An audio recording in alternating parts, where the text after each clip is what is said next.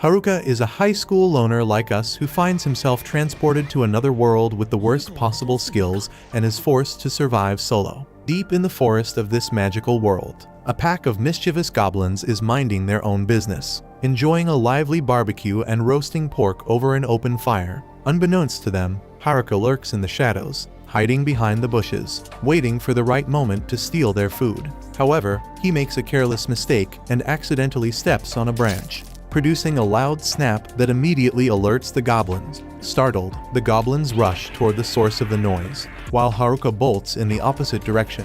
Just as they close in, he suddenly leaps into the air, and when the goblins reach the same spot, they plunge into a concealed pit.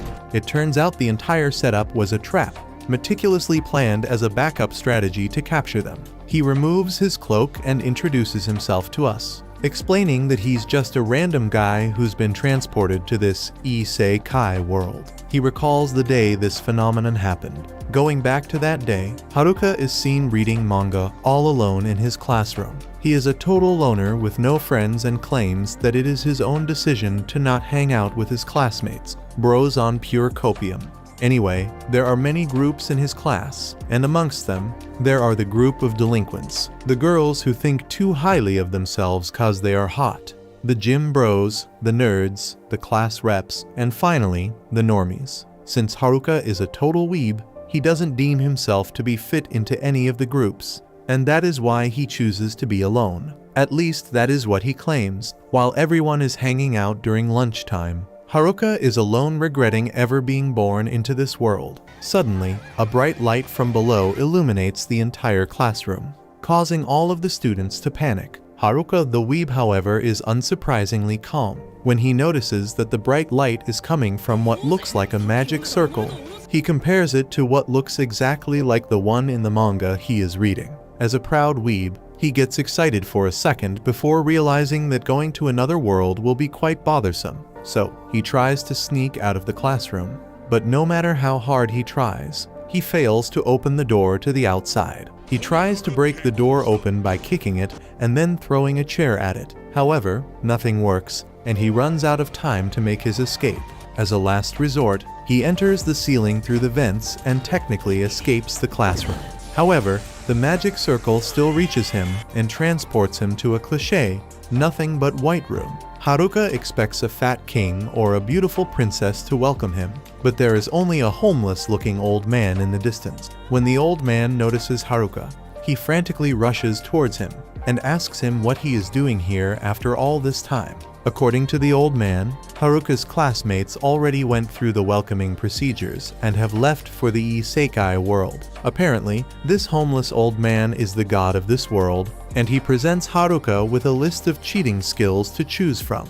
However, there is a slight problem. The skills in this list can only be taken once, and since all of Haruka's classmates have gone through the list, they have taken the op ones already, leaving Haruka to choose from only the crappy skills. After seeing that none of the skills are worth having, Haruka then takes a look at the equipment lists. He finds that in the Berserker set, every single one of them is taken except for the Villager a set. There is also a pair contact lenses in this list as well. Both of them are super useless, so Haruka swipes left and looks at the martial arts set, where there is only a stick left, making him wonder how he is supposed to beat monsters of this world with just a freaking stick. He needs at least a sword or a spear, but there are none left. Well, it was his bright idea to hide inside the ceiling, which led to him being summoned much later, so he cannot blame anyone else. So, he goes back to the skills section again to select from what's left and finds that the only ones there are well-being, calisthenics, and walking.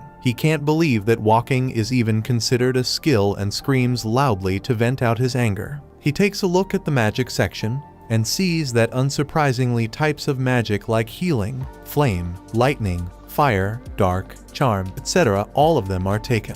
The only ones left are element boost, death, temperature weight, and packing movement, and Haruka has no idea what either of them does. There is a special skill called company communicator, which doesn't make sense as well because, judging by the name, the skill only seems fit for an office worker. In the title section, the only ones left are shut-ins and neats. These are all of the skills on the list, and Haruka doesn't like any of them. so he goes back to talk with the old man, demanding to know if he will even get through the first town with these shitty skills. He begs the old man to give him a better list, but there is nothing the old man can do. So as a compensation, the old man gives Haruka all of the skills left on the list and teleports him to a forest in this world. Standing in the middle of the wilderness, Haruka loses all hope. Haruka expected that the old man would at least show him some sort of mercy and send him to a town or a village. Instead, Haruka is now inside an unknown forest filled with monsters. He takes a look around and discovers a pouch on the ground in front of him.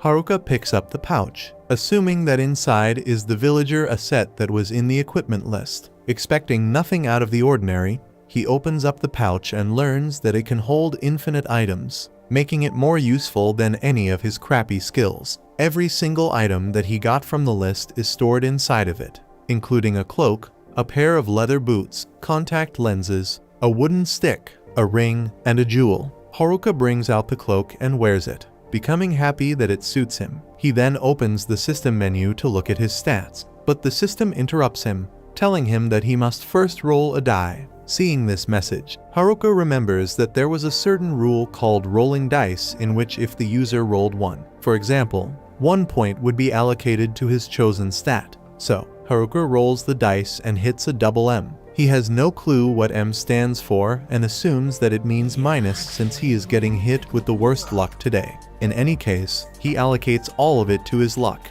The status menu then pops up, showing that all of his stats like HP, MP, power, speed, and dexterity are set at 10 points with the only exception of luck, which is set at max points. Seeing that his luck skill is off the charts, Haruka realizes that the M in the dice stood for max. He looks at his own skill and sees that he has an extra skill called Subjugate, which only a guy who isn't in a party can use. This allows the user to make monsters follow their command. Since Haruka is a true loner, he can use it. Now that the overview is done, Haruka starts walking ahead with the initial goal to find some food and make himself a place to stay. As Haruka wears the contact lenses, he learns that it allows him to appraise things. He appraises all sorts of things around him and finds a bunch of edible mushrooms nearby, since his other dimensional bag has infinite storage. He places all of them inside and then proceeds to collect water as well from the nearby river. Haruka sees that there is a cave in the distance,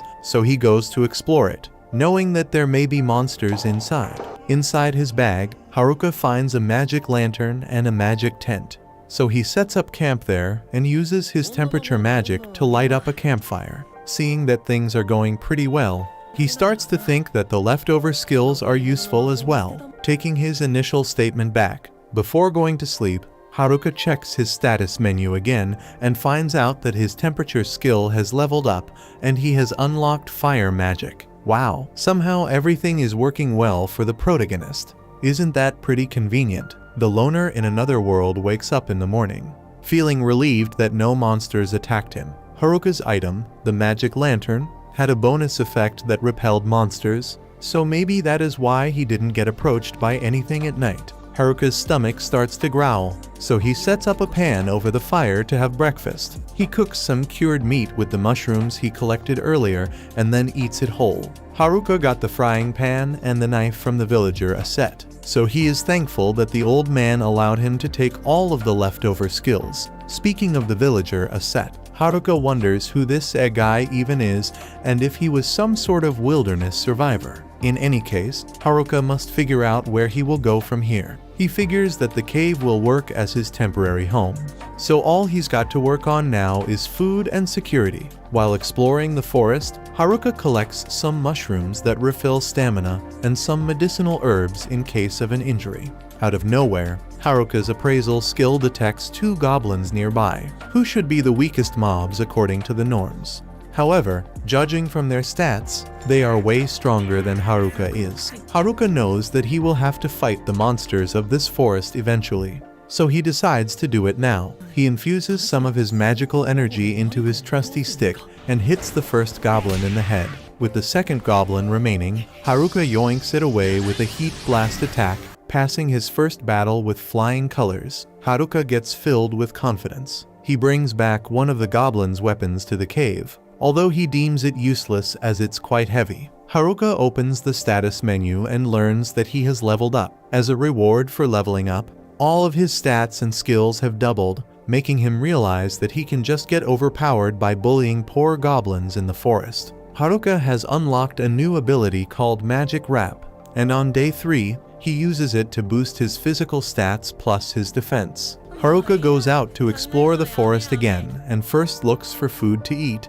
He has already grown sick of collecting mushrooms, so he decides to level up his stats instead and covers himself with Magic Wrap before going out on a hunt. With enhanced movement speed and physical ability, Haruka dashes through the forest at swift speed and hunts down 2 goblins behind the bushes before they know it. Haruka becomes so confident that he decides to take on 3 goblins at once. This time, he gets scared by their masculinity and so sneaks out of there, deciding to level up his stats more before taking on more than 2 enemies at once. From there on, Haruka hunts goblins every day and improves his magic at night. On day 5, Haruka becomes strong enough to defeat a goblin with 1 hit, so he focuses on decorating his base more and adds a gate to the cave. At night, when Haruka is hunting down a rabbit, his perception skill detects someone nearby. It's Haruka's classmates. Firstly, there is the delinquent group, the popular girls group, the gym bros, the nerds, and the class reps.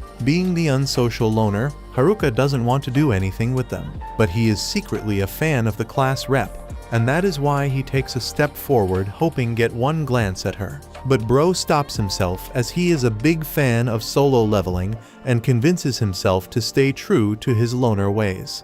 Seeing his classmates, Haruka quickly hides himself behind the bushes. One of the guys in the delinquents group hears something moving in the bushes and becomes suspicious of it. He deduces the exact location where the noise was coming from and, like a villain, slowly moves his hands towards it, making even me, the narrator, feel like I'm about to be violated. Thankfully, when the delinquent moves the bushes away, only a rabbit comes out of it.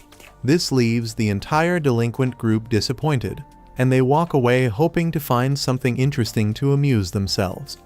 Haruka is relieved that he was undetected, but he doesn't run away from the forest to be left unseen. Instead, he goes to spy on the delinquent group, even though he himself states that he doesn't want to get involved with the likes of them. The only reason he is spying on them is because he is curious as to why they are here and what they are gossiping about.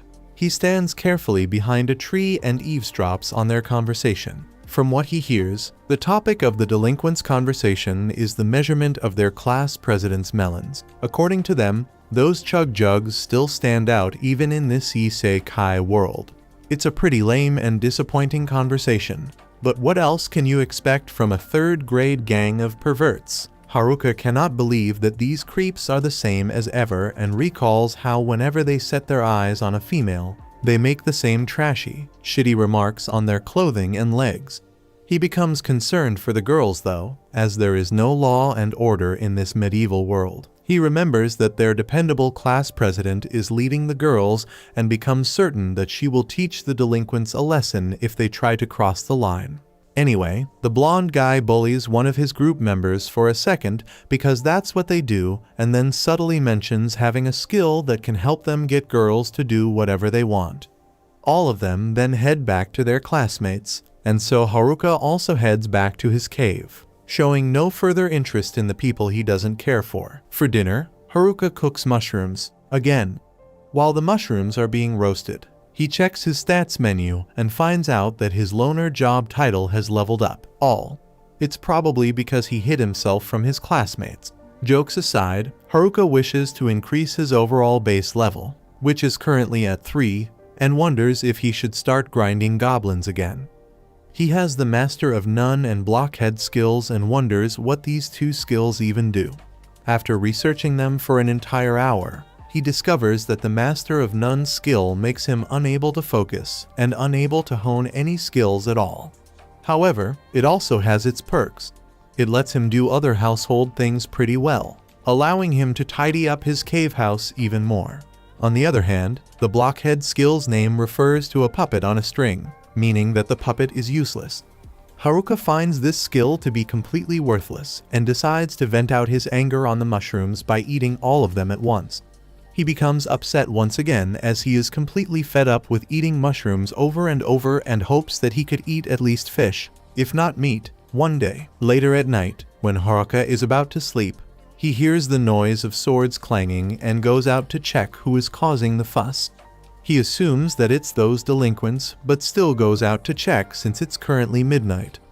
Much to his surprise, he finds that it's actually the nerd group who are trying to take down a pack of goblins all by themselves.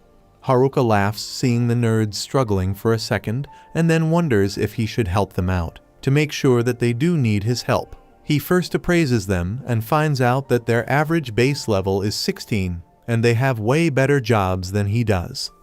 As a matter of fact, Haruka is the only guy whose job isn't an actual job. He gets kind of jealous seeing that everyone else has cheat skills, while he's only got the worthless leftover skills. Haruka tells us more about his school and its students. Being one of the top schools in Japan, Haruka's class was full of the best athletes in the entire nation. Not only that, they had the graders, children of celebrities, and the future supermodels. So, it's a mystery to Haruka as to how and why a below average, low-IQ student like him ended up getting into the same school. Anyway, Haruka ends up choosing not to help the nerds because it's pretty typical for nerds to be experts in an isekai world. As he is about to leave the place, his appraisal skill detects a dangerous presence, and he sees that there are two goblins who are approaching the nerds behind their backs. Not wanting the nerdy nerds to get injured, Haruka steps up with his stick and takes down both goblins in a matter of seconds. He then turns to the nerds, who didn't even notice that he came here to help them. Haruka gets thanked by everyone, but he fails to give them a reply because he simply has forgotten how to speak with people. So, instead, he leads them to the cave to show off his base and leaves them completely stunned.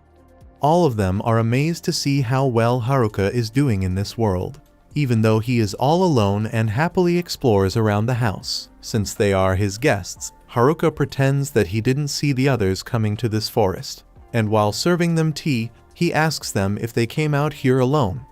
The nerds reluctantly reveal that they are all currently on the run. To elaborate, they go back to the very day they got transported into this world. After finding themselves inside of a forest, most of the students panicked while the nerds discovered the status menu because, well, they are nerds. The delinquents threatened to beat the nerds if they didn't teach them everything as well and got to learn about the status menu as well. The class president kept her composure and asked everyone to calm down, telling them that they shouldn't cause any noise as that could attract the nearby monsters. Perhaps she jinxed it, because at that very moment, a pack of goblins holding wooden clubs attacked them, making even the class president lose her composure. Not only the girls, even the toughest of the toughest, the delinquents lost their sh*T. Quite unexpectedly, only the nerds stepped up to save everyone's asses and brought out their pre-chosen gear to fight the goblins. The guy advertising McDonald's protected himself and his team with a shield. The guy who handicapped himself by blocking his eye with his hair used his sword. The regular-looking guy hit the goblins with a hammer. And lastly, the typical nerd with the nerdy glasses used magic spells to knock out the goblins. Seeing the nerds doing their part perfectly, the delinquents regained their confidence and stepped up to help the nerds. Both groups worked together and defeated all goblins without any difficulty. The class president played the role of a leader and instructed everyone to move somewhere safer. Soon after, they found a riverside area, and with the nerds' isekai knowledge, they set up camp there. The class president put everyone to work by placing them into different teams, and everything went well as they worked as one well, until they didn't. One of the girls from the self-entitled group demanded to know they had to do all this work. They no longer wanted to help the team and ditched their classmates. And following their footsteps, the delinquents also counted themselves out, leaving the nerds to do all of the work. The class president requested that everyone work together, but nobody listened to her any longer and counted themselves out, telling the president to handle everything alone. The class that came together fell apart in seconds. Still, the president and the nerds didn't give up and kept doing all the work while the others slacked around. They didn't work at all and kept complaining about how boring everything was in this world. When a group of goblins attacked their camp, Only the nerds stood up to defend their base. The nerds overworked themselves, but still they kept on going and grinded levels. The leader of the nerds found out that there was a skill called Charm that granted the user control over people. Then there was another skill called Puppeteering, which is pretty self-explanatory. The delinquents picked both of the skills from the list back when everyone was inside the White Room. The girls knew that the delinquents would use those skills on them, so they also leveled themselves up to stand up to the delinquents. However, the delinquents didn't give up so easily. They too leveled up their stats by hunting down goblins at night and discussing their schemes in the dark. The nerds kept a close eye on them and learnt of their plans of creating a harem. Not knowing what to do, they reported everything to the class president, who wondered what they should do to stop the delinquents. First and foremost, she decided to level up her skills as well, because she too is a girl, and decided to deal with the delinquents later. A few days passed, and the delinquents succeeded in unlocking their charm and puppeteer skills. They decided to use that skill on the president, but that ended up badly for them as the president defeated all of them in no time, rendering them unconscious. The nerds came there at that very moment, and one of them used their concealment skill on the delinquent's charm and puppeteer skill to ensure that they never used it again. The nerds exposed the delinquents' forced harem plans to everyone. So everyone unanimously agreed to kick the delinquents out of the camp. But this wasn't the happily ever after the students were expecting it to be. The delinquents came back again and attacked the students at the camp, showing them no mercy at all. They set the camps on fire and left after burning everything down, telling the students that they would be back again to make them suffer once again. The nerds took all the blame on themselves for what happened, which led the self-entitled girls group to point their fingers at them even more. The president defended the nerds, telling everyone that they did nothing wrong, but almost no one took her side and forced the nerds to also leave their unofficial clan. The nerds took off and then came to this forest where Haruka found them and brought them to his house. After listening to this entire story, Haruka is extremely sympathetic towards them and decides to throw a mushroom party to cheer them up. The next day, he spends the entire day with the nerds and realizes that sometimes it's fun not being a nerd. At the end of the day, Haruka is still a solo player, so he bids the nerds farewell, wishing them best of luck on their journey and hands them a bag of mushrooms as a parting gift. After everything about the president, Haruka begins to worry for her as well and decides to check up on her. He explores the forest in search of her and encounters a cobloid that bites his left hand. After beating the cobloid's head with the wooden club several times, Haruka knocks it out and wins the battle. He then continues to explore the place and eventually finds the riverside campsite, which is completely empty. Suddenly, his appraisal skill detects an enemy nearby and even shows him the footprints of the said enemy. Haruka follows the footprints and finds that the footprints are of the self-titled girl groups. He doesn't want to encounter them at all because he knows that he will only end up getting belittled by them. The girls see Haruka's face and chase him, asking him if he isn't friends with the nerds. Although Haruka is on good terms with the nerd group and has traded many comic books with them, he doesn't feel comfortable calling them his friends. Still, he stops, asking the girls why they are looking for them since they were the ones who drove them away. The girls explain, saying that they want to apologize to the nerds because it was for them that they are still alive. They further explain, stating that their survival skills are 0, and without the nerds, they are really struggling in the forest. Haruka doesn't want to sell out the nerds, so instead he decides to teach the entitled girls how to survive on their own. They also beg him to teach them how to survive on their own, which triggers his subjugation skill to activate at that moment, placing all of them under its effect.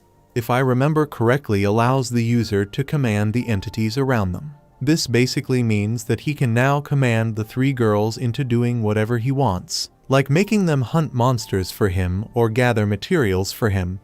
Because they are currently under the subjugation effect, they cannot do a single thing without Haruka's command, making him question how he is supposed to cancel it. At that moment, the president comes there and becomes happy to see that Haruka is alive and well. Haruka becomes startled when he sees the class representative standing behind him, screaming his name out of nowhere. He calls her by her title, which triggers her, as she thought he would at least call her by her first name since they've known each other since first grade. Following the class representative, the other girls arrive, exhausted from running all the way there. However, their presence is not that important, so Haruka doesn't pay attention to them and explains to the class representative why the self-entitled girl group is acting so weirdly. Since he cannot tell her that he accidentally gained control over their minds, he wonders what excuse he can come up with, while the class representative grows more suspicious of the situation. Considering all possible scenarios,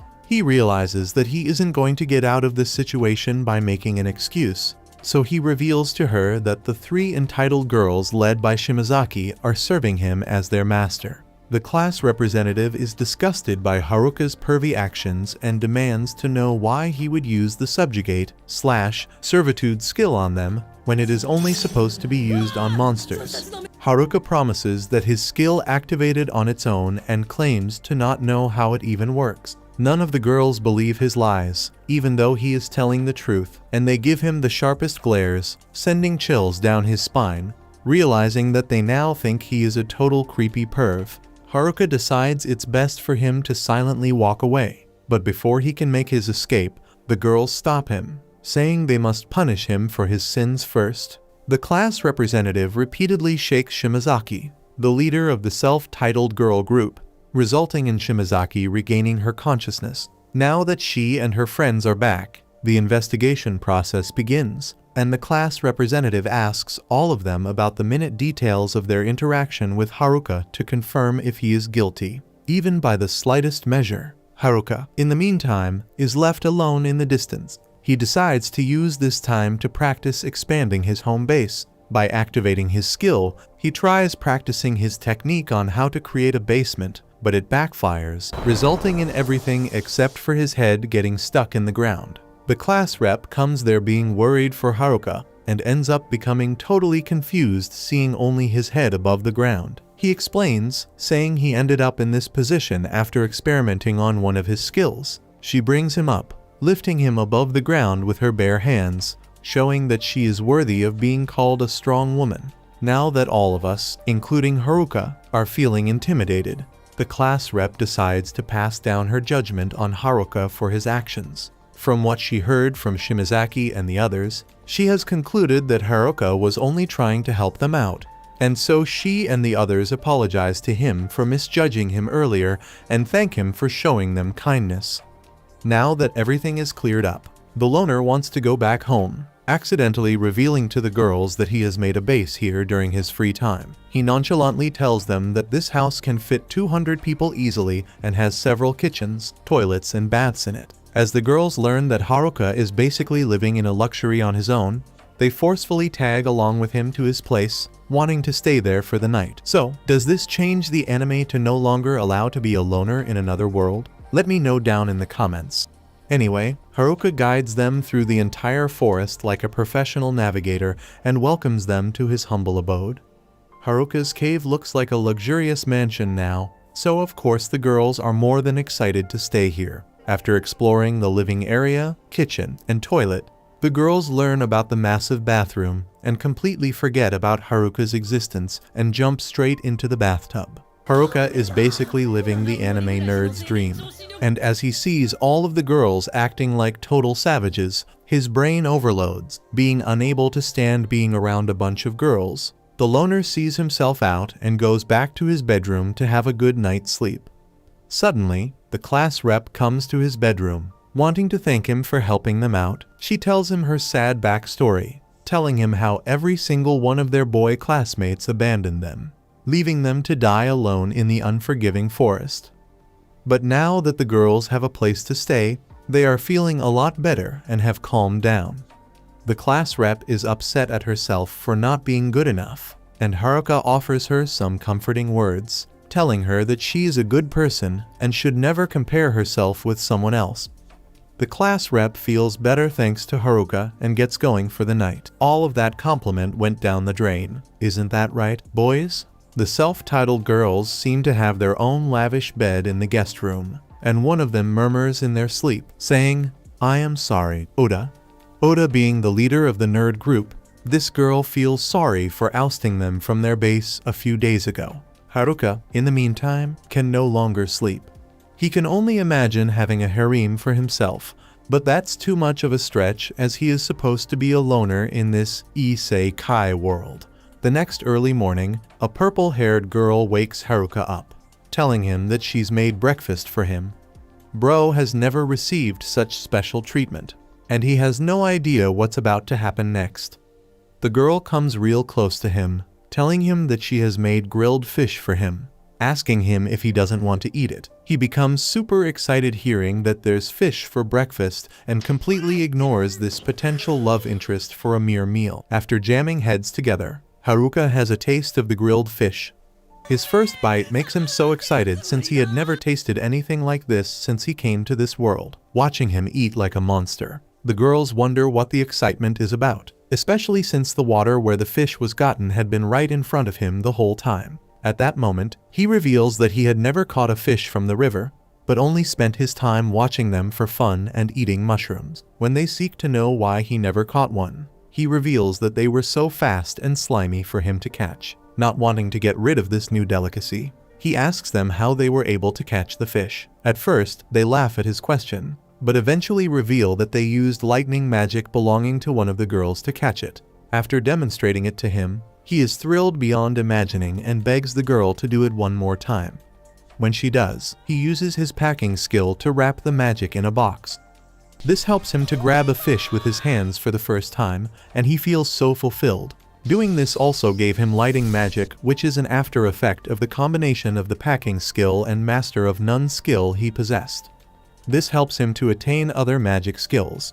Hearing this, the girls are thrilled and claim that he got the best powers. However, he reveals that he only got the powers they left and nothing special since they had picked all the best ones. After that, he feels the urge to pee and leaves. Later on, the girls spend time playing in the water, while Haruka inquires from the class rep what the girls will do from now on. In response, she reveals their plan to get to the nearest town, which happened to be where the nerds were headed. Hearing her say this, he immediately assumes they are heading there to hunt down the nerds like he had thought. As much as the girls try to convince him that they only want to apologize to the nerds, he doesn't believe them. Amidst this, the class rep states that she hopes the girls could level up before they start heading to the town. Rich Haruka agrees to and offers to help them out. Happily, the class rep accepts his offer and once again lets him know that they do not intend to hunt down the nerds. This time, he believes, claiming that he had always anticipated a showdown between the nerds and the girls. The next day, all the girls line up, ready for training as Haruka takes the lead. Before they start, he wishes to know what level each of them are. When they begin stating their levels, he realizes that they are all above level 15, which is way more than his current level 7. Even before he starts teaching them, the girls start nagging and complaining, while he spends his time telling in his disappointment. Shortly after, he senses a noise coming from the bushes and notices some kobolds hiding. This comes to him as a perfect opportunity. He seizes it to inform the girls that their first test would be to defeat the 3 kobolds hiding in the bushes. Revealing the kobolds' location, he suggests that it should be an easy battle since the kobolds are of low level. Hearing this, the girls are pumped to show off their skills. They believe it would be easy to defeat such low-level monsters. Unfortunately for them, they get their sorry asses whooped by the kobolds. Watching them lose so pathetically, Haruka gets angry and lashes at them, but they continue to give excuses, claiming that the kobold is so fast and bites. Due to this, the girls avoid fighting them anymore and all go into Haruka's magic tent for their safety, although they claim they are only here to review their last battle. This happens to be true as the girls step out of the tent to exact revenge. Watching them leave the tent for the battle, Haruka is pleased with their determination. However, when he turns around, he sees the purple-haired girl from earlier in the morning.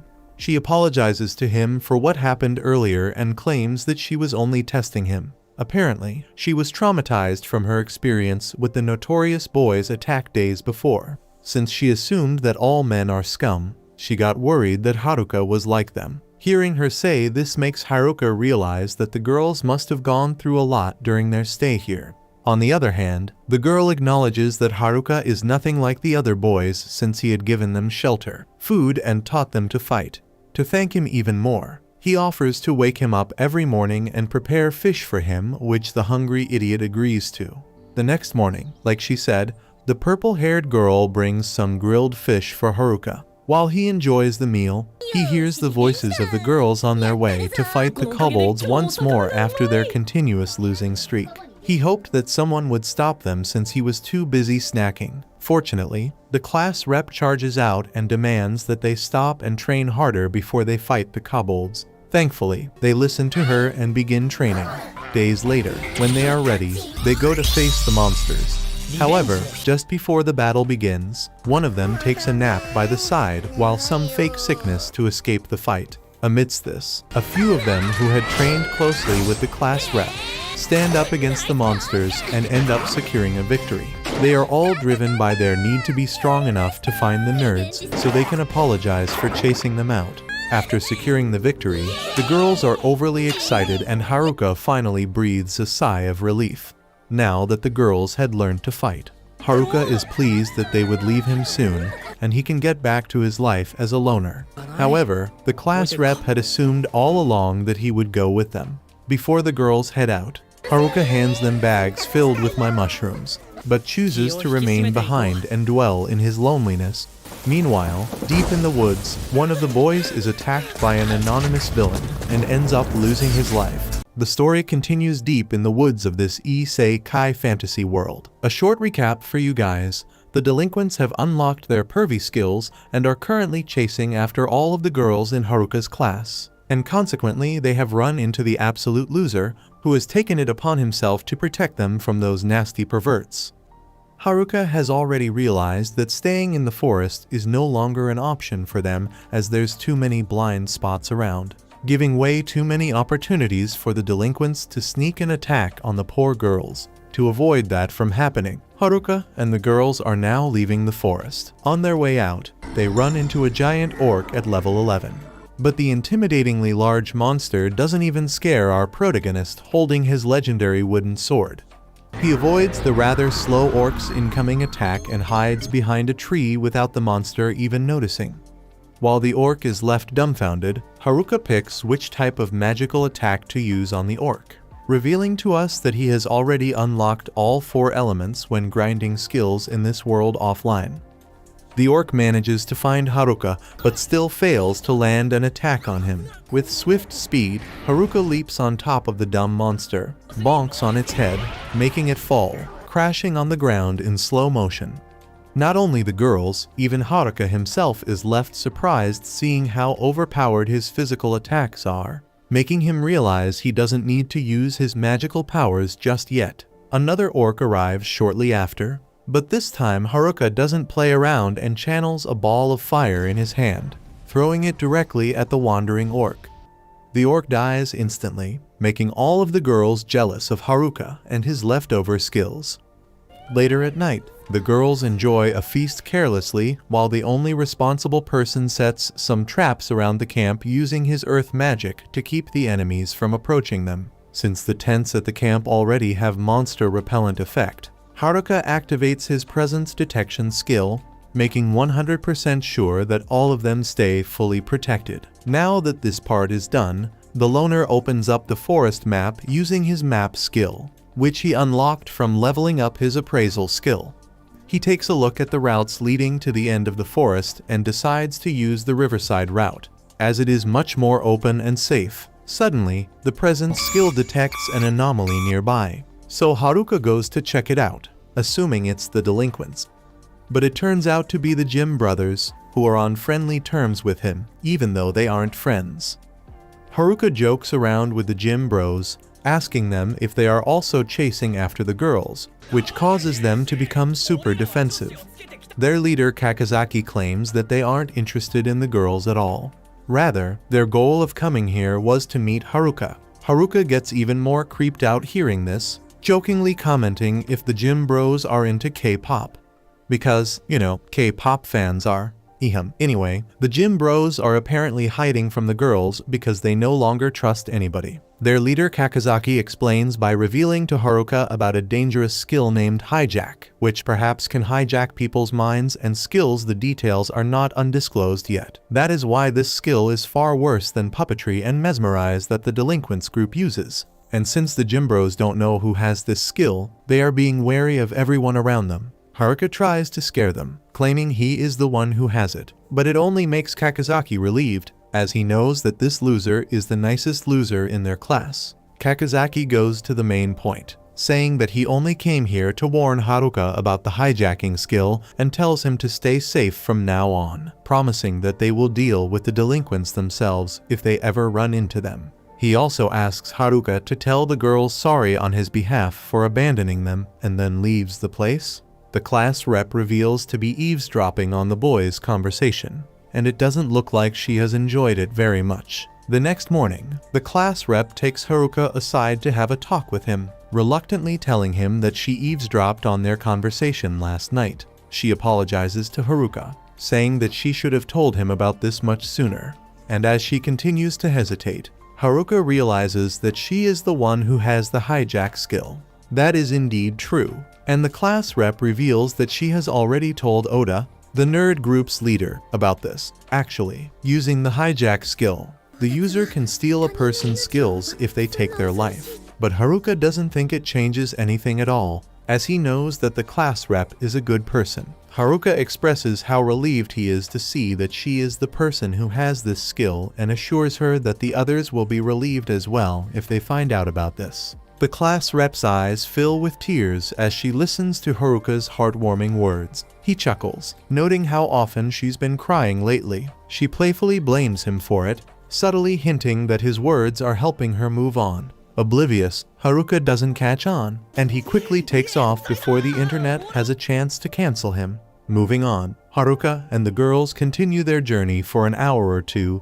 and then decide to take a break midpoint for a drinks break. But it doesn't come for free. Haruka turns himself into a salesman, announces that he is doing a special sale today, and tries to sell fresh juices to the girls. Yeah, he is being playful here, making jokes. But one girl doesn't get that. She lifts her shirt up and offers to pay with her you-know-what, since she doesn't have any money on her. Haruka plays along, telling the girl to lift her shirt up even more if she wants his special juice. But his moment is ruined when the class rep intervenes and forces him to close the shop he just opened. Advancing deep into the forest, Haruka is pleased that the girls have advanced even more than he had thought they would. However, since night was drawing near, he began to consider the idea of camping out. Looking ahead, he realizes that they are now close to a river. Seeing this river makes him have the thought of trying out a new skill he had gotten. Before trying it out, he informs the class rep Ro take care of the girls while he is gone for a bit.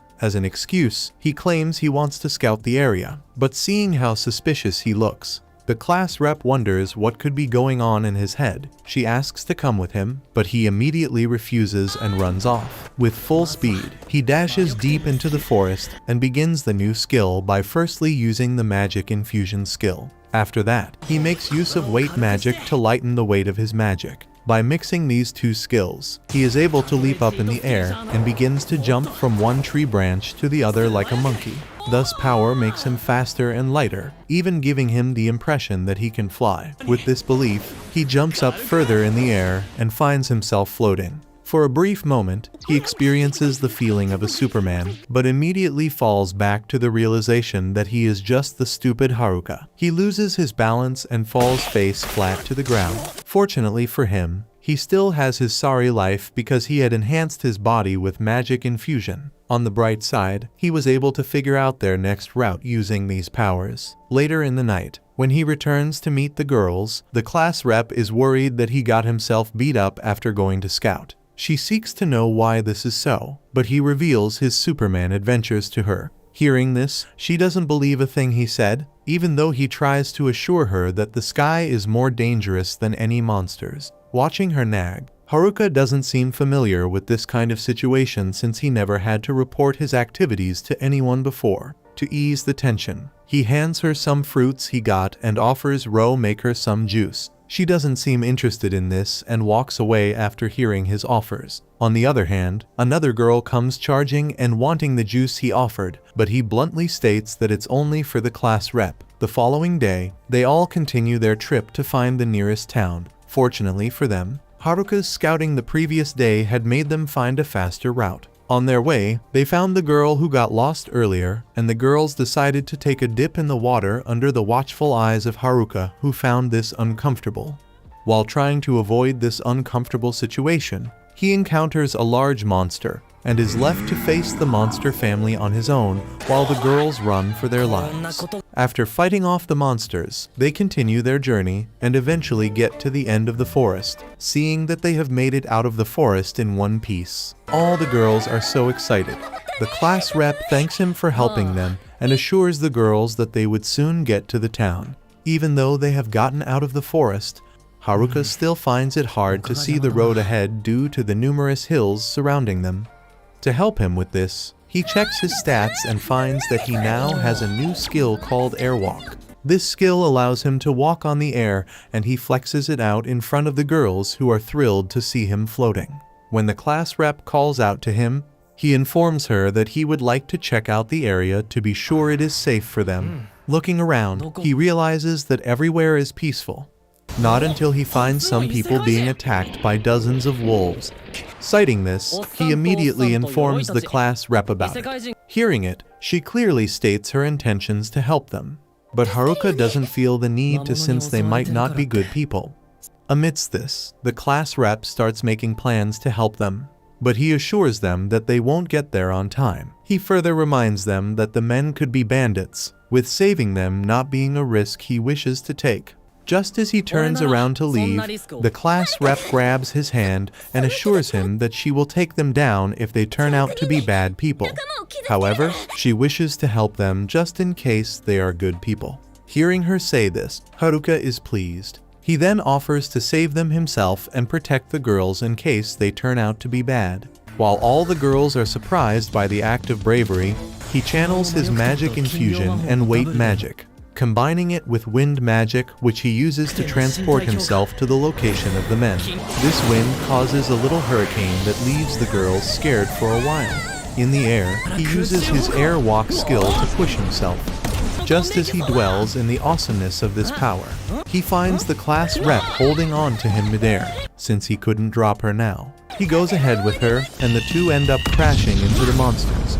Fortunately for the men, the crash caused all the monsters to be taken out. Out of gratitude, they introduce themselves to him. One claims to be the leader of the party named Ofter, while the other is named Godek. Shortly after, Haruka hands them some mushrooms to eat, and they find it incredibly yummy. During this time, the class rep remains passed out from the crash. Surprisingly, they have elves in their party, and when the girls eventually arrive at the scene, they are all thrilled to see an elf for the first time. As a sign of gratitude, the elves led them to the nearest town, and the girls couldn't hold back their excitement after finally seeing something different from the forest. Meanwhile, deep in the forest, the delinquents make plans to attack the girls and have their revenge. However, before they do that, they resolve to find the nerds first and take them down. Dolan was once the most feared dragon in the world, but after being betrayed by his allies, he is reincarnated as a newborn baby and must learn what it means to be human. The story begins with the human army successfully binding the mightiest dragon of this fantasy world in chains. Their so-called hero mercilessly drives his blade through the dragon's heart. The dragon doesn't understand why the humans are trying to subdue him after all. He remembers being their ally. He refrains from attacking, still considering them friends, and only asks to be spared from such cruel treatment. The lonely dragon, having existed for so long, no longer desires to fight these insignificant creatures. He offers little resistance and accepts his fate. As he crumbles away, he breaks his shackles and looks up at the sky, begging the gods for eternal peace for his soul. However, the gods seem to have other plans. Instead of sending Dolan to the underworld, they place his soul in the cycle of life and death, reincarnating him as a newborn human baby. When Dolan first opens his eyes, he finds himself gazing at an ordinary man and woman. The woman, excited to see her baby's eyes open, names him Dolan. She introduces herself as his mother and the man beside her as his father. She also mentions that Dolan has an older brother.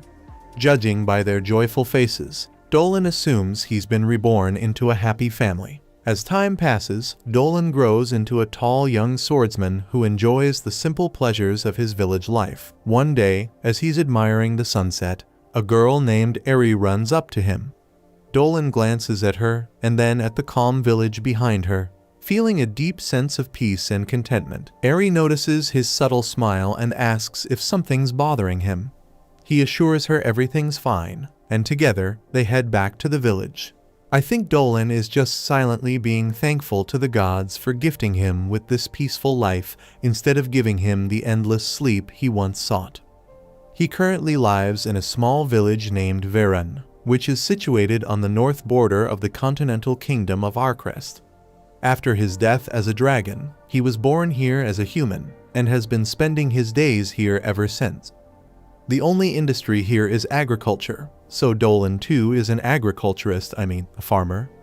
Every day, he wakes up by the ray of sunlight coming through the blinds and then goes out into the fields to work on his farm. This is the only way to earn his daily bread, and he doesn't complain because he gets plenty of water and food to eat this way. After having lunch alone with some bread and soup, Dolan heads out again in the village. Just like every other anime, if you are 15 years old, you are considered an adult. But are you, though? But anyway, Dolan turned 15 a year ago, so he left his home to live on his own as an adult, although he stays in the same village. He goes to the nearby forest with his older brother and uses his trusty fishing rod to catch some fish. Dolan's brother reminds him that he will have to go investigate the swamp near their village tomorrow. Dolan explains why there is even a need to investigate the swamp, telling us that since last month, the lizards from that swamp have disappeared, and that might change the entire ecosystem around it. Dolan's brother doesn't want Dolan to go to such a dangerous place alone, as it was supposed to be Garrison's job originally. Dolan doesn't want to step back from his responsibilities, and the only reason he is helping the elders is because the captain and the others are busy guarding the village. Dolan's brother offers to go with him as he cares for his brother's safety. But Dolan is a grown man at the age of 16 and doesn't want to cause his older brother any trouble. He promises his brother that he will be just fine, telling him not to worry as he will be only going to the swamp to check out the place and nothing else. He manages to catch loads of big fish and brings back a whole bucket of them. On his way back, he meets up with his two friends, Malida and Albert, who become amazed to see the sheer numbers of fish he has caught all by himself. Malida doesn't get why Dolan went out fishing instead of preparing for the investigation. In reply, Dolan claims that he has been preparing little by little for the past several days and assures her that he will be fine. He also thanks her for helping him by persuading the village chief and the other elders into letting him take this job. Malida thanks Dolan back, saying that he is the one who has always been helping her with her and Albert's training. Speaking of which, Dolan asks both Malida and Albert if they are heading out soon. Malida replies in the affirmative, informing Dolan that they have a meeting about the next training session for the little ones soon and will have to leave the village for it. But Albert tells Dolan to not worry about it and advises him to prioritize his investigation. Dolan takes his leave from his friends and heads back home. He guts a fish and heavily seasons it with salt. While preparing the fish, he tells us about the monsters residing around this village. They are called the bandits, and because this is a far side village, there aren't enough soldiers around to give protection to the villagers. So, the villagers are more or less expected to help each other in protecting themselves. Dolan prepares all of the fish he captured and lets them dry out in the sun. The young girl from earlier, Eri, comes at his front door, reminding him that today is Dolan's magic practice day. Dolan asks Eri if she came here only to get him, and she gives the excuse that she was just passing by. Anyway, Dolan heads outside and goes to his grandma's house to train. In front of his grandma and Eri, he demonstrates how magic exists in this world. He recites a basic magic spell by saying the phrase, "Laws of power, hear my voice, become an arrow and pierce my foe." Right after, he shouts energy bolt, which literally releases an energy bolt that blasts the dummy into bits. Dolan's grandma Maguru is impressed at Dolan's offensive magic, as she has always been, and commends the boy for understanding the fundamentals well. Dolan gives all the credit to the old lady, telling her that he is only so good thanks to her teachings. Now that his offensive magic training has come to an end, Lady Maguru decides to make him practice magical medicines, which he is apparently worst at. After spending a long time studying and practicing magical medicines, Dolan meets an oddly attractive woman in the evening. The village chief introduces the woman as Christina, a young noble lady who will be staying at their village for the next couple of days. Dolan shakes hands with Christina and immediately realizes that she is someone very strong and skilled. Dolan goes to his parents' house to have dinner with them, and there it is revealed that he has a younger brother named Marco. Dolan's dad suggests Dolan get a wife since he has been pretty lonely lately. Dolan expresses his desire to be single a little longer, and his dad respects it, telling him that he is free to make his own decisions as he is an adult now. Marco mentions the swamp investigation, which worries Papa and Mama Dolan, and Dolan assures all of them that everything will be fine and he will return safely with a great story to tell them. The next morning, the captain of the village offers to accompany Dolan, but Malita stops him from doing so because he has other duties to fulfill. The nun of the village, Letitia, gives Dolan a simple goddess's blessing. His grandma Maguru comes there, informing him that he might end up running into trouble, as that is what her fortune-telling showed her, so she tells him to be careful out there. Just before Dolan is about to leave, Ari gives him a lunchbox, telling him to eat it on the road. He thanks everyone for being so wholesome, and then leaves for the journey. He walks the entire way, stopping several times to drink and rest. He explains to us why the disappearance of the lizards affects his village. Apparently, the lizards in the swamp occasionally interacted with the village, but when they disappeared, it just felt odd to Dolan. So, the lizard's disappearance actually affected Dolan and not the village, and that is the reason why he himself volunteered to investigate what happened. He reaches the swamp, not knowing what he might discover there, and places his hand on the ground, instantly figuring out why the lizards are no longer living here. According to his analysis, the Earth's elemental power has gotten too strong, and the water's elemental power has weakened, and that is why the lizards have moved away. Dolan remembers the fortune-telling of Lady Maguru, and knowing that her foretelling is almost never wrong, he suspects that there's something that has deliberately caused the change of the elemental power levels. At that moment, he senses a strong presence nearby and brings out his sword to fight it. Under the current conditions, only strong monsters can reside here, so Dolan can only imagine how strong this unseen monster is. The monster is a lamia, a species that looks half human, half snake. The lamia seems to not have any battle experience at all, so she just moves her hands around, making her look like a total clown. Before Dolan can misunderstand and attack her, she makes it clear to him that she doesn't want to fight him. At that moment, a giant earth elemental monster emerges behind them and attacks the lamia.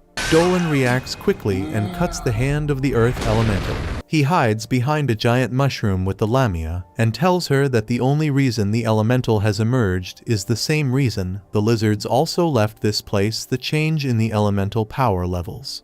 In any case, Dolan will have to deal with the monster. But first he introduces himself to the lamia, learning that her name is Selena.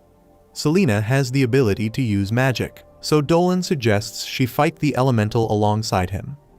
She hesitates to work together with a human she has just met, but Dolan's aura is just too great for him to refuse, so she ends up joining him in his fight and helps him subdue the elemental.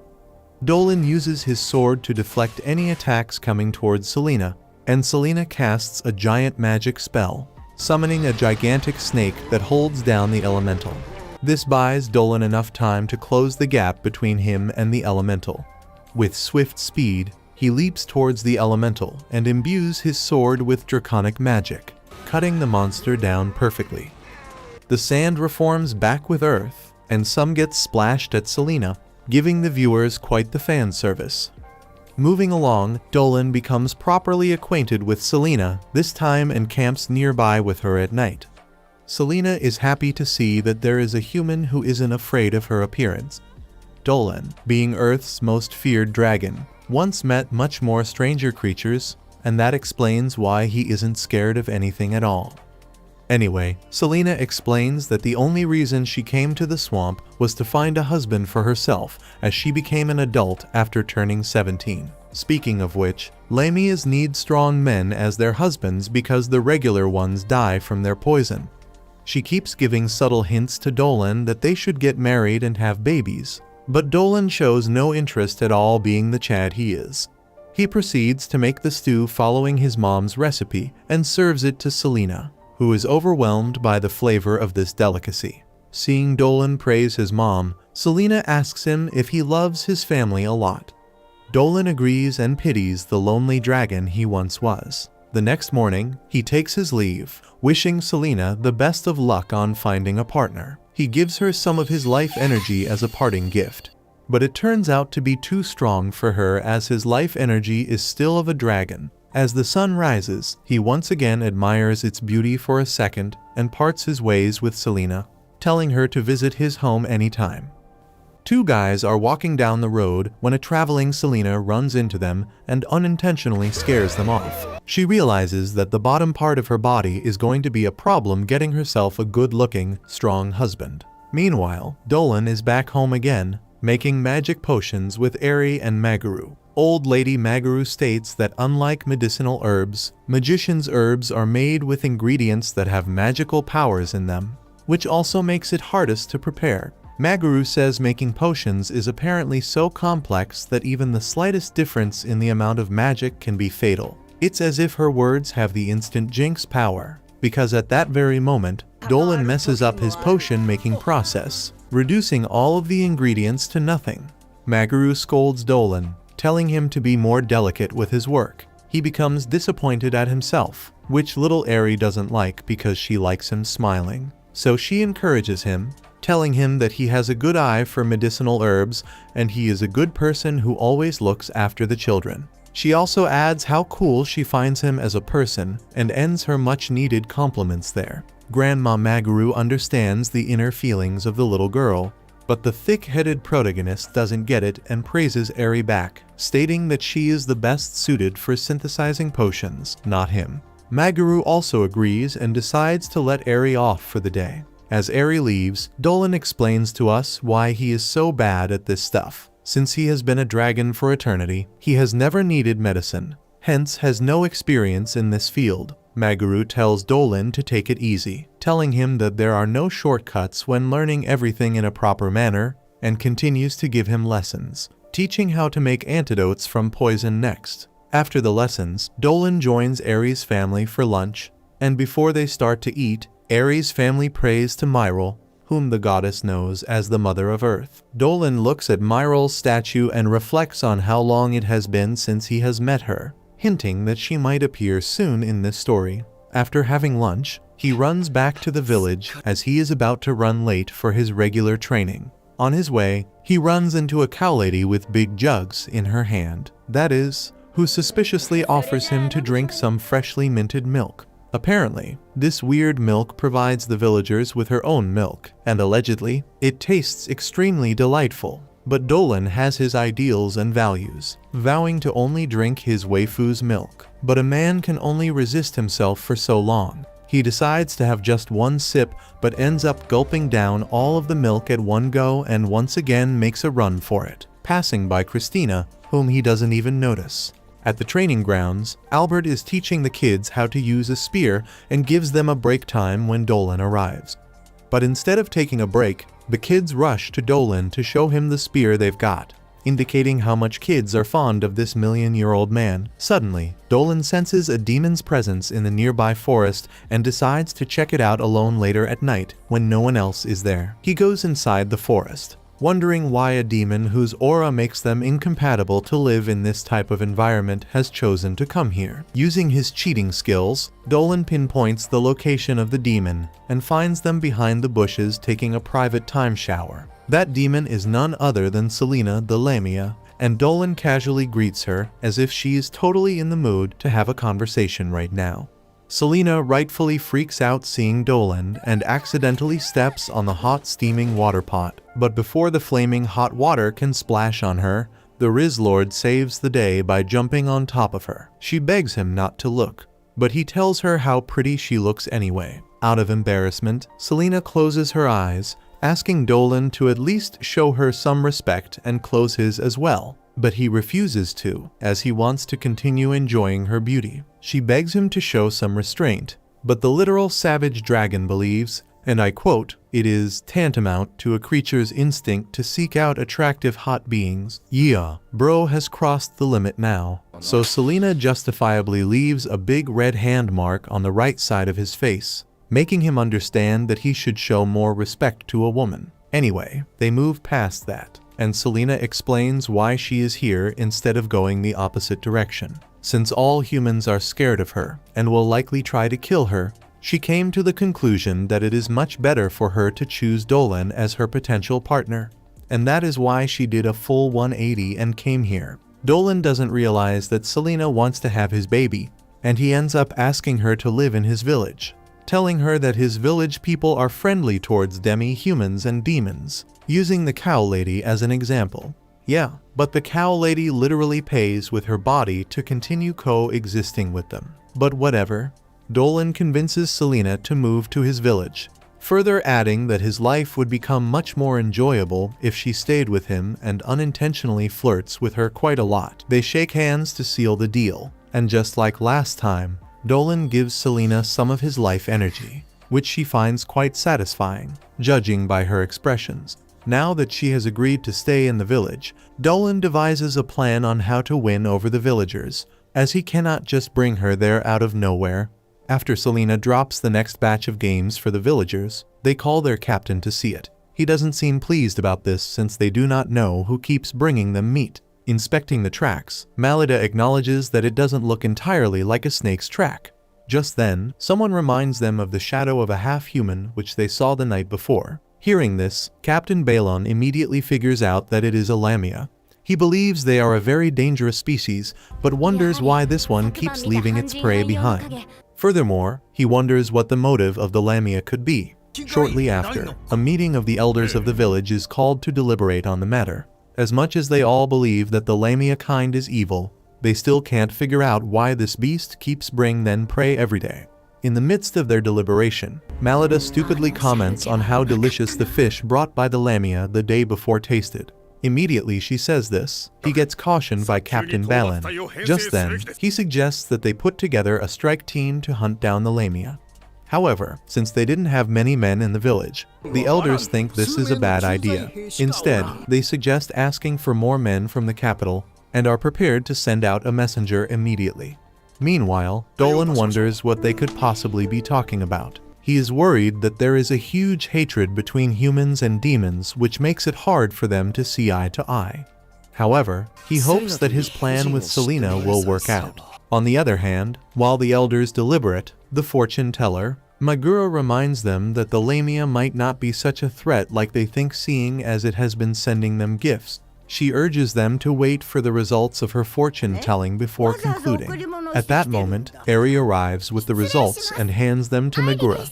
After examining it, she reveals that the lamia has good omen and urges them to be patient in trying to figure out what its main purpose is. Hearing this, Dylan happily runs into the woods to inform Selena about this.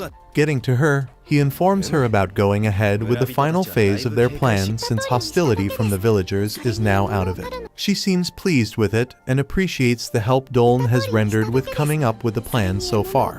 However, he states that he is only doing all these for her. With one final step to go, he breaks down the last phase of the plan to her. The next morning, Captain Balin gathers the men and soldiers of the village and informs them about the sighting of the lamia. He charges them to defend the village and suggests conducting some outdoor drills to make them stronger. While he talks, his son Toro admires how cool he looks and cannot hold back his pride. On one hand, Dylan thinks this gathering would help the final phase of the plan. and eventually lead to Selena being accepted into the village. Amidst this, Selena watches from a distance. She is scared to her bones about this and reminds herself of the plan Dolan had explained to her the night before. Apparently, the plan involved her saving him from a herd of piercing rabbits, which inhabit the venue they intend to use for the outdoor drill. Dolan plans to run into the habitat of the herd while Selena saves his sorry ass. He believes doing this would make them see her as a good person. Having remembered the plan, Selena nervously waits for the signal. In a shocking turn of events, while Captain Balin addresses them, a soldier comes running from within the woods. Seeing him, they immediately assume that he is being chased by the Lamia. Hearing this, Dolan is worried since he hasn't given Selena the signal yet. Also, Selena is shocked to hear about the possibility of a Lamia chasing the soldier since she hadn't left the spot she was hiding in since. Just then, the soldier reveals that it wasn't a Lamia but an armored bear. At that moment, a large armored bear with red eyes appeared behind him. Seeing it, Captain Balin orders all the soldiers to retreat. While they run away, his son, Toro, slips, serving himself on a platter for the bear. Seeing this young breakfast, the bear approaches him and is about to slice him up when Dolan runs towards the boy. At that same time, Celine does the same, and the two are able to save the boy. But Selena gets scratched by the bear. Just then, Selena uses a special power of the Lamia called Evil Eyes to command the bear to go back into the forest. When she does this, everyone is shocked to their bones. Even though she was bleeding, she is bothered about the young boy's well-being and seeks to know if he is hurt. Meanwhile, she was bleeding so much. Ignoring that fact, Captain Balin orders Toro and Duan to get away from her. Although Toro obeyed his father's orders, Dolan refuses. He reminds the captain that the Lamia had just saved his son's life. But the bald-headed idiot sticks to his belief that Lamia is dangerous. At this point, Dolan threatens not to move away from the Lamia. This forces the captain to begin asking her some questions. After answering them, he begs them to let her stay in the village and reveals that her father is human like them, promising not to harm them. To finalize his decision, Captain Balin seeks Letitia's advice, and she reveals that Selena is indeed good and means no harm. Also, she notices that Selena had kept her eyes closed throughout so that they would not be affected by the evil eyes. Walking up to her, he asks her to open her eyes and welcomes her into the village. Hearing this, Selena is pleased and passes out immediately. When she wakes up, she is led to her new house. There, Captain Balin had provided her with some stuffed toys to make her comfortable. Seeing this, he is so pleased at how it looks. Also, Captain Balin apologizes for doubting her earlier and thanks her for saving his son from the bear. Just then, they all agree to get to know more about their specific race and live in harmony. Meanwhile, acting like they do not know each other, Dolan and Selena reintroduce themselves in front of everyone. Selena gets along fine with everyone in the village, which puts Dolan at ease as his plan has worked perfectly. He looks up in the sky and gives the entire credit of this fateful encounter to Myrol, leaving the viewers wondering who his mysterious goddess friend is. Dolan decides to visit his old friend and releases a large amount of his sealed aura to attain the ability to fly. He then launches himself into the sky and reaches the realm of the gods in his 12-pack dragon form. The goddess Myrol welcomes her old friend to her palace, asking him what made him visit her after such a long time. She inquires about his new human life in the living world, teasing him for choosing a peaceful life when he can use his powers to literally change the course of the entire world. After joking around for a while, Dolan gets to the point, thanking Myrol for considering Selena as a good person, revealing that Myrol greatly influenced Sister Letitia's judgment, which helped Selena gain everyone's trust. Anyway, Dolan asks Myrol how she found out that he had reincarnated as a human. Yeah, she is a god, so she can do anything and everything with her infinite powers. But Bro is too dumb to understand that, so she gives him the simple answer, saying she had felt his spirit in the prayers of the people. His prayer was filled with joys of life, which caught Myrol's attention, leading to her discovering that her old friend had reincarnated as a human. Myril mentions how gloomy Dolan used to be back when he was still a dragon and is now glad to see he has found a place where he can easily fit in. Speaking of the past, Dolan recalls his dying moment when the hero's sword pierced his heart. He claims that he didn't feel any pain nor any despair of death. He only sensed his weary eternal life coming to an end. But now, as a human, he has found a sense of excitement again. Although humans' lives are short, their lives are extremely beautiful. Whereas a dragon's long-lasting eternal life inside a cave is pretty dull. Having lived for almost 20 years with humans, Dolan's life is dazzling as well. And Myril the goddess is happy to hear that, since recently, she has started to feel and sense the joy of Dolan's soul and heart. And the same goes for the Lamia girl as well, who is now happy as she too can now coexist with the apex predators. Dolan suddenly wakes up, revealing to us that he was just dreaming about visiting Myril the goddess, which explains a lot because he isn't supposed to transform into a dragon. But was this entire encounter completely fake and bogus? Maybe not. Anyway, Selena the Lamia breaks into Dolan's room, waking him up from his sleep abruptly. She excitedly tells him that today is the promised day, but he doesn't care. He goes back to what she did before this, telling her strictly to knock before barging into someone's room. Selena understands her mistake and apologizes to Dolan for being too casual with him.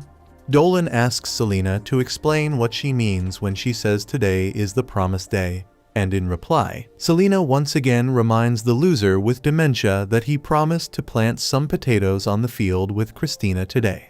On the other side, in a more 1800s looking city, a young man is seen selling the latest newspaper, where news about a series of women and young girls going missing has been reported several times. At a distant castle, a woman knocks on the blonde's door, and the angel statue placed on the door opens her eyes, welcoming the woman to the blonde's private chambers.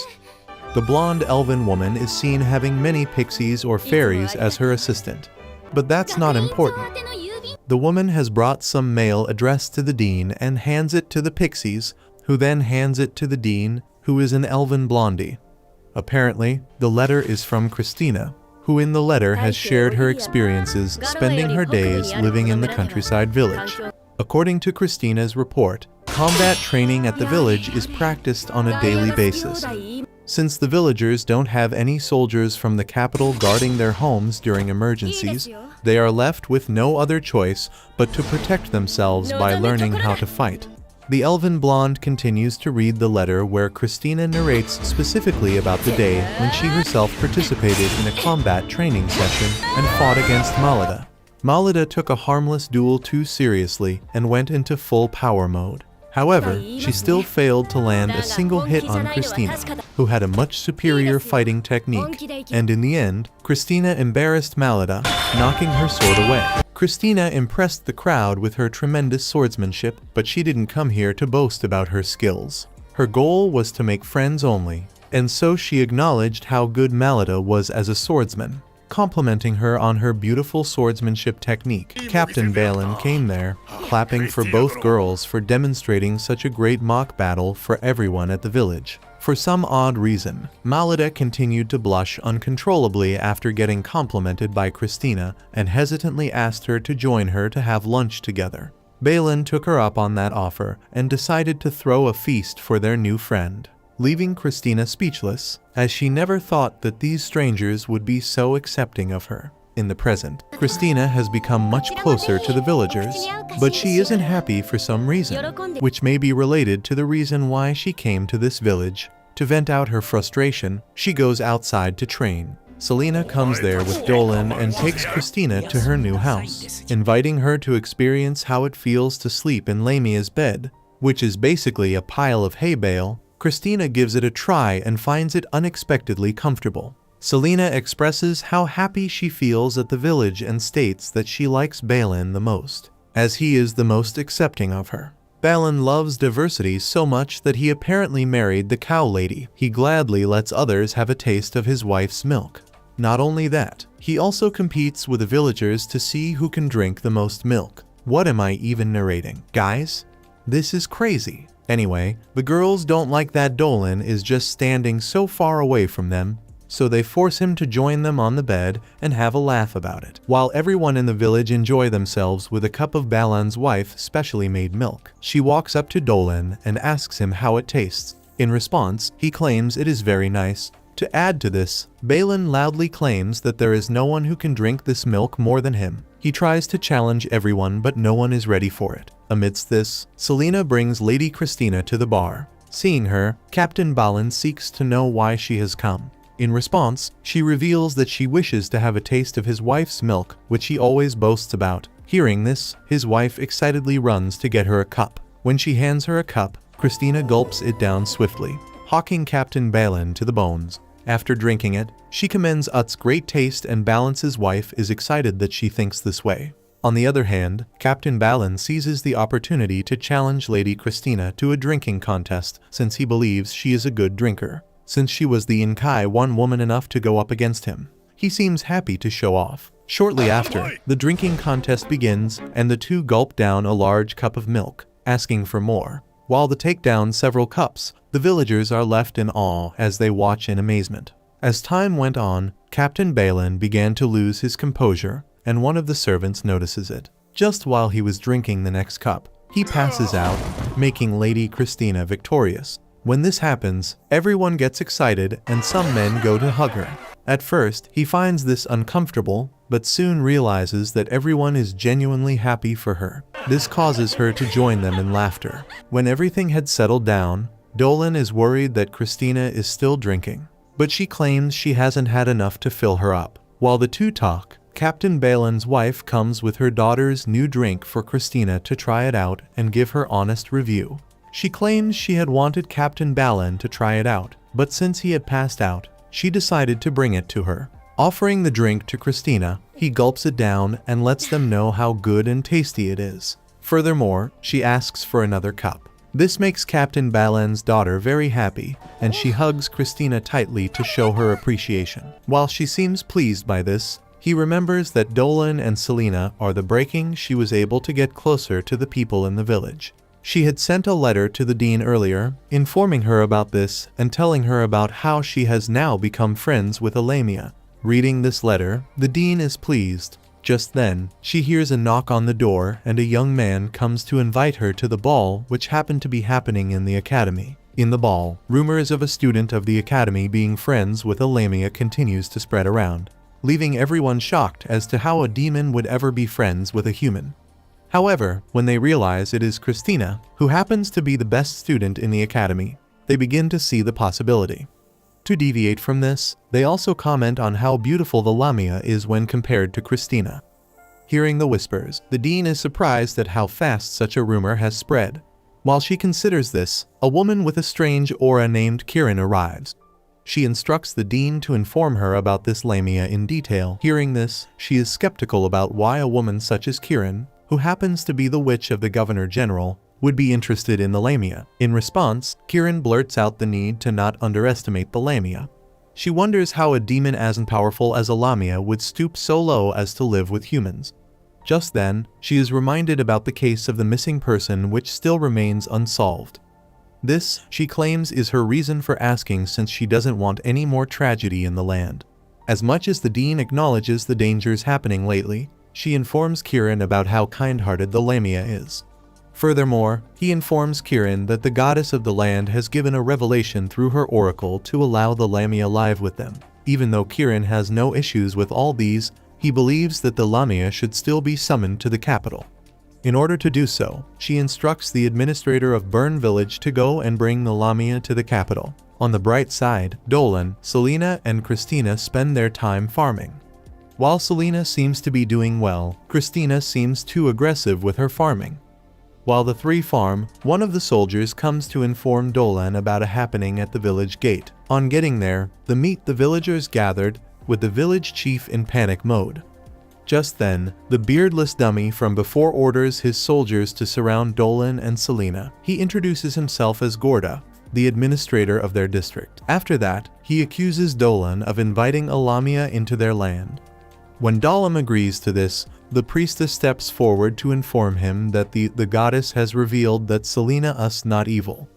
Even though he claims that he doesn't question this, He reveals his intention and will to make sure every potential danger is ended before they can grow. Watching him say this, Dolan wonders what he could possibly want. At that moment, he reveals that he wants to take Selena Rowe, the Governor General, in order to figure out if she is actually good or not. Not wanting her to go alone, Dolan offers to go with her and Gorda has no issues with this. While they leave, Christina is worried about them. She decides to head back to the academy and ask the dean about this. To get there, she uses her speed powers and runs as fast as she can to the academy. On the other hand, Dolan tries to make Selena as comfortable as possible and assures her that there is no need to worry. His words keep her calm as they continue on their journey. Meanwhile, Christina finally gets to the academy and asks the dean about this. In response, the dean informs her that Gorda wasn't the one who summoned Selena, but it was in fact Kieran, the witch, who thinks that Selena is dangerous. Later on, Dolan and Selena finally arrive at their destination and are left wondering what could happen next.